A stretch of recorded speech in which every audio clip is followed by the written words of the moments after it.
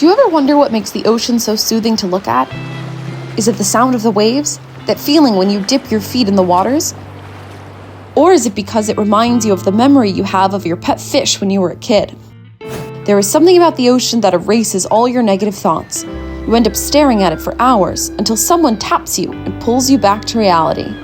This is also one of the reasons why some people choose to live their lives near the waters, away from the noisy city life. I mean, who can blame them? But as much as we would want to look only at the bright side, the ocean is having a lot of intruders, helpless from all the attacks coming towards it.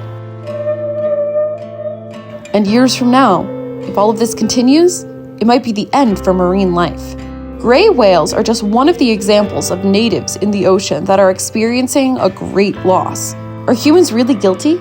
Is the worsening of climate change destroying their habitat? Is climate change the root of it all?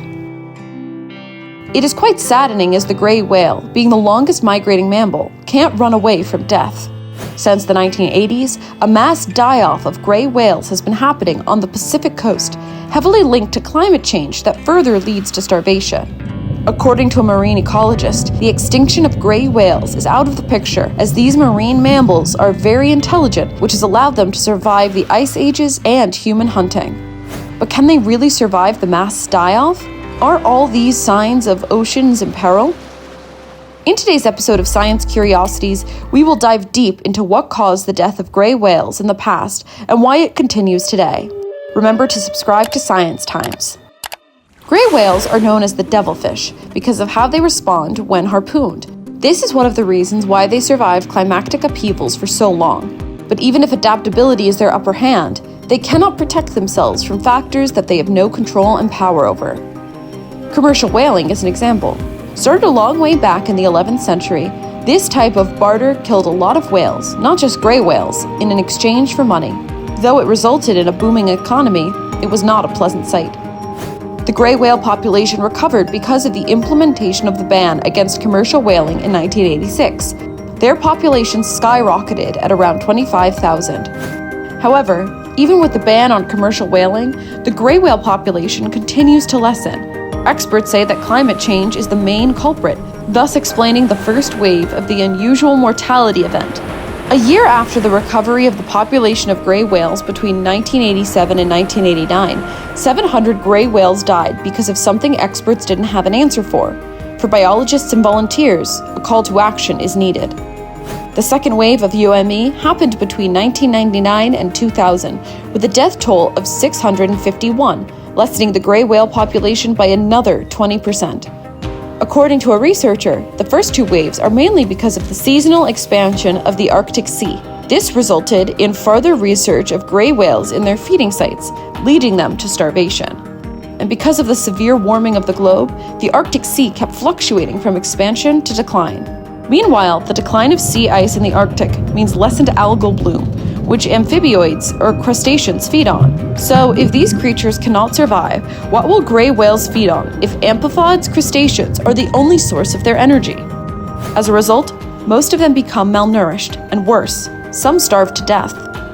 Their eating patterns are also a concern, as they have to gobble food during the summer before migrating from the rich feeding waters of the Arctic Sea during the winter season. Gray whales breed in warmer waters because cold water is not safe for their young calves.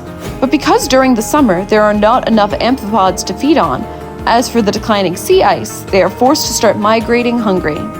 As a result, some reach their destinations malnourished or end up dying on their way either because of hunger or not being able to save themselves from cargo ships, military vessels, fishing gears, and recreational crafts because of lack of energy. It is hard to find food during their journey, so they choose to store food in their jaws that will later be processed as blubber, which are stored fats that supply energy and provide buoyancy to whales throughout their journey. Hunting for food before migrating is also said to save their energy and pour all of it into migrating, calving, and breeding. But because all of them leave cold waters already with poor nutrition and depleted energy, even if they do find food on their journey, there is no available food for storage anymore because of malnourishment. This results in them dying even without giving birth to their young calves. In 2019, the most concerning die-off wave happened, and it is continuing this very year. 688 gray whales have died and continued to the point where it has become a global concern. However, climate change that further leads to starvation is not the only cause of gray whales dying. There are several possible other reasons, according to experts. Orcas, known as the killer whales that attack species even larger than them, prey on gray whales, especially on the calves. If the immune system of gray whales is weakened because of various stressors like noise, boat traffic, and polluted runoff, they are more likely to catch diseases from the pathogens of a virus or infection. Another viral infection that gray whales are most likely to catch as they feed on crustaceans that themselves feed on algal blooms is a biotoxin exposure or exposure to a poisonous substance from harmful algae. Lastly, as they are also known for their curiosity to interact with humans, getting too accustomed to human interaction also poses an imminent danger that might lead them to become too dependent, and worse, humans might use them again for commercial purposes.